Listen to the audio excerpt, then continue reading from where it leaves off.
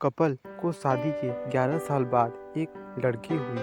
वे बहुत ही प्रेमी कपल थे और उनकी लड़की उनकी आंखों की तारा थी। एक सुबह जब वह लड़की तकरीबन 2 साल की थी, पति ने एक दवाई की बोतल खुली देखी। उसे काम पर के लिए देरी हो रही थी, इसलिए उसने अपनी पत्नी से उस बोतल को ढक्कन लगाने और अलमारी में रखने को कहा। लड़की की मम्मी रसोई घर में लीन थी। वो ये बात पूरी तरह से भूल गई थी। लड़की ने वो बोतल देखी और खेलने के इरादे से उस बोतल की ओर गई। बोतल के कलर ने उसे मोह लिया था, इसलिए उसने उसमें की दवाई पूरी पी ली थी। उस दवाई की छोटे बच्चों की छोटी सी मात्रा भी जहरीली हो सकती थी।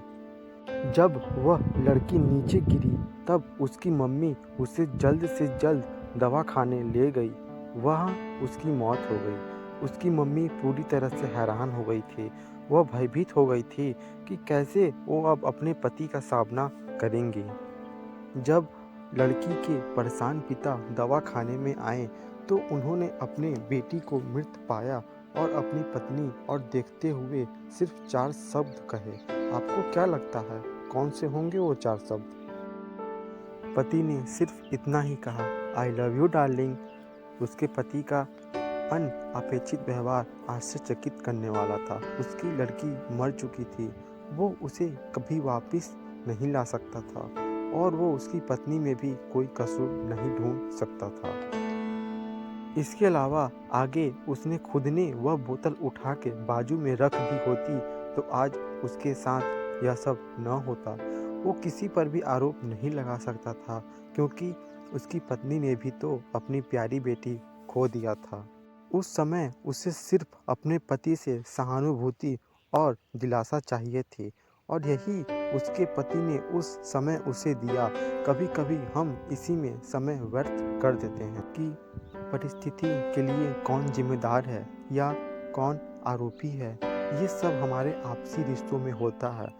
जहाँ जॉब करते हैं वहाँ या जिन लोगों को हम जानते हैं उन सभी के साथ होता है और परिस्थिति के आवेश में आकर हम अपने रिश्तों को भूल जाते हैं और एक दूसरे का सहारा बनने के बजाय एक दूसरे पर आरोप भी लगाते हैं। कुछ भी हो जाए हम उस व्यक्ति को कभी भी नहीं भूल सकते जिसे हम प्रेम करते हैं।